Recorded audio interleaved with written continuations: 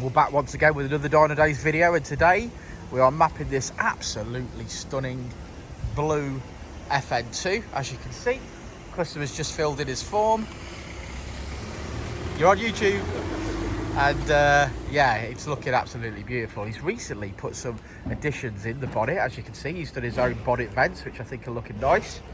Yeah, so it made 204 brake horsepower here on a rolling road day. So we're looking to improve on that today with the Ecutek software. So it's a blue one, Jensen. Yeah, I like this. Definitely my favourite colour.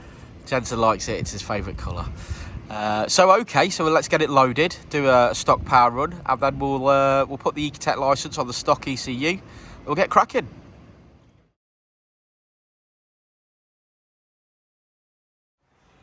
Well, there she is. She's on the dyno, and Jensen pointed out this lovely little modification. I'm not sure whether it'll pick it up for the video, but these are actually lightly blue tinted headlights, aren't they? Yeah. And it looks really, really nice. So I don't know whether I can pick that up for you in the video, but they look absolutely beautiful. Like this colour, don't you, Jensen? Yeah, it's gorgeous.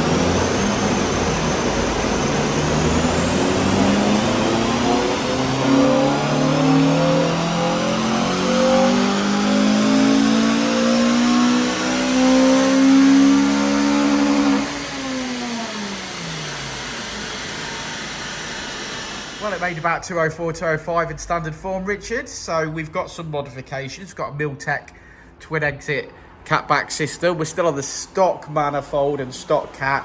And we've got a bit of a homebrew induction kit. So we've got no mods then? Yeah, I know. But I'm sure we're going to make some power and make the drivability of this car improve. So Yeah, we'll make some power. We won't make a lot though. I mean, the exhaust is possibly the worst exhaust that you can buy for an FN2. we know this. So we don't like that. Stock manifold, stock cat are massively restrictive, so we know that. And the homebrew induction kit is a homebrew induction kit. So yeah, probably not. In all fairness, I don't expect it to make any more than a stock car. No, you're not Doctor Strange. No. So it will make the same power as a completely stock car, in my opinion. there's no magic button, as we often say. I wish there was. I know, yeah, me too, mate, me too. Can we run it on one of the front rollers? Yeah, we can do if you want. Okay.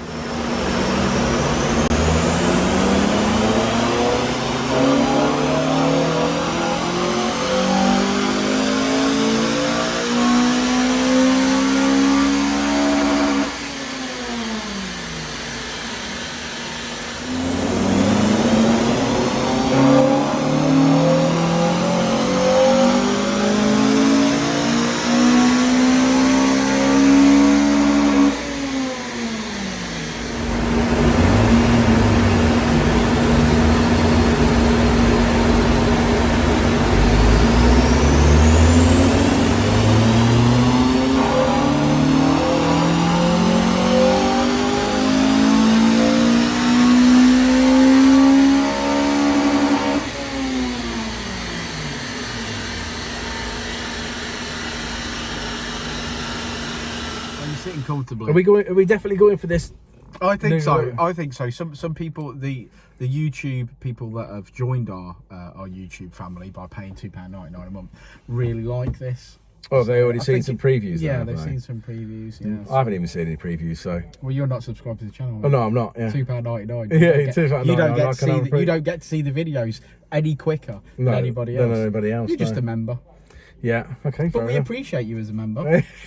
So thanks for following and cheers, liking mate. and subscribing. Yeah, I appreciate it. So what a I'll beautiful. give you a thumbs down later. You won't give me a thumbs down. We've got a troll and he thumbs down every video. Oh, does he really? Yeah. Oh, okay. I can see him.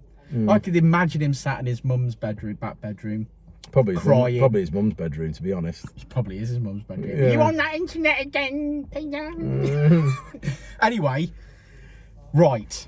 This is a beautiful car. I like this colour a lot, and I know I say that a lot about FN2s, but FN2s are my thing. I think I really like these cars. And this colour is fantastic. I know we've banged on about it before that we like. Even you love this colour, don't you? Yeah, I like a blue. I must admit, I'm a big fan of the colour. I think it's different. I think it's nice when you see one because we see a lot of reds and we see occasional black one, we see occasional silver one, but blues you don't see very often. Obviously, they didn't make as many, so obviously they're more rare. It's just a little... I'm told, and somebody can pick me up on this, and probably be Gareth at Expression Culture, but I'm told that there's actually less blue ones than there are white ones, and that's because white also came in the 1.4. Okay. But this blue doesn't. I'll take your word for that. Yeah. But you like a blue one, don't you? I like a blue one. So yeah, it's a little bit of a not a shame in this opinion. This guy bought this car as this car is, so he's not obviously done any modifications himself. He doesn't want to spend any money on exhaust things. He pretty much doesn't, like I said, we talked about it, he doesn't want to spend any money on exhaust or whatever. You know, he certainly doesn't want it louder than what it is, and you know, he's happy with the car as it is, which is obviously fine. You know, we're mapping to the modifications we've got.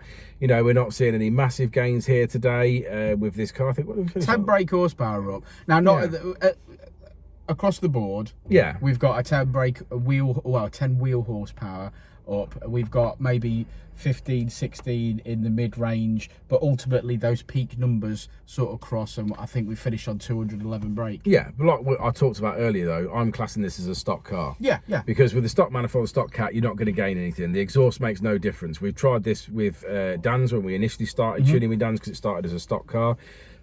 We did fit in a cat back on it, made no difference whatsoever. So you got standard power run car stock, do a cat back, doesn't make any difference. Map the car, yes, you get some power from it, but the exhaust doesn't then do anything because at that point the standard cat and the manifold are still a restriction. So once we change that to a 4-to-1 manifold, then you get the benefit of the exhaust as well. Yeah, then you get the manifold of the decap, the benefit of the decap, but you're also getting the benefit of the exhaust. Therefore, you make a dollop of power.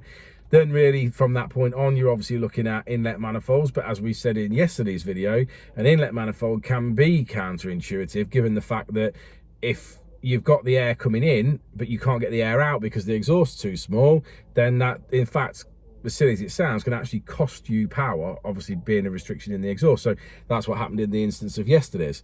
As an overall graph... Like pouring water into a bucket and then firing it in with a hose pipe, you don't catch all that water. It's not smooth, and it's yeah, exactly. So we didn't make power yesterday on that car. You know, it made a tiny little bit of peak power, a little tiny bit, but in certain parts of the graph it was actually worse, and that was down to exhaust flow. So obviously the exhaust filling up, it's creating pressure, and therefore it's costing the engine power, and it comes back and it dips off and it comes back. So it's that, and in this instance it's exactly the same. You just get a load of back pressure obviously from the manifold and from the cat.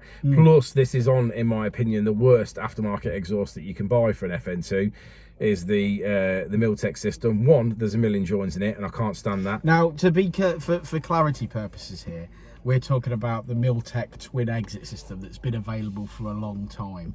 But it twin exit on 2-inch tailpipes. That's right, because we did actually, in the interest of fairness, we did test the Ecutek 3-inch system from Tegua recently, and that did do really well. Oh yeah, that's again, it was a nice system. Yeah, in that instance. But we are talking about the original twin exit 2-inch tailpipe version, is what we're talking about. Which is gash-tastic. Yeah. Which is awful. In fact, I'd probably say it's worse than the standard exhaust system, to be honest. Well, it's only worse in the fact that you've paid for it. Yeah, that's right. And it's crap. Yeah. I nearly fell asleep then. Yeah. It just went quiet. It just went quiet. It's nice in here though, isn't it, Rich? You never take me anywhere anymore. No. When you there you go, got some light now, look. Mood yeah, light, we possibly should have thought of that back before we started, really. Put some lights on. No, never mind. Right, shall we have a look at the graph then? To be fair, I feel safe in here. No. And let's have a look at this graph. Everyone's outside and it's just nice in here, and then oh, what? Right, anyway, look at this graph. Okay, so blue line for the blue car is what it's leaving on, and as you can see, we've made power right across the rev range there, so even though we are restricted, we're still making gains, and I think that's the most important thing here. We've added the features to the car, so it's got switchable maps and auto blip and launch control and all of that lovely stuff that makes you feel connected to the car, etc. But we finish on 211, which is 182 at the wheels. We'll have one last look at this gem, and it is a gem. So thanks for sticking around to the end of the video, guys. Like and subscribe and all that jazz. code word for this video, if you got this far, thank you very much, but if the code word for this video is mood lighting, I think that's what me and Rich need to think about before we start our little segment at the end. So mood lighting, and we'll see you all on the next one, won't we, Jensen? We will indeed. Good lad. I said it before and I'll say it again. Life moves pretty fast. You don't stop and look around once in a while, you could miss it.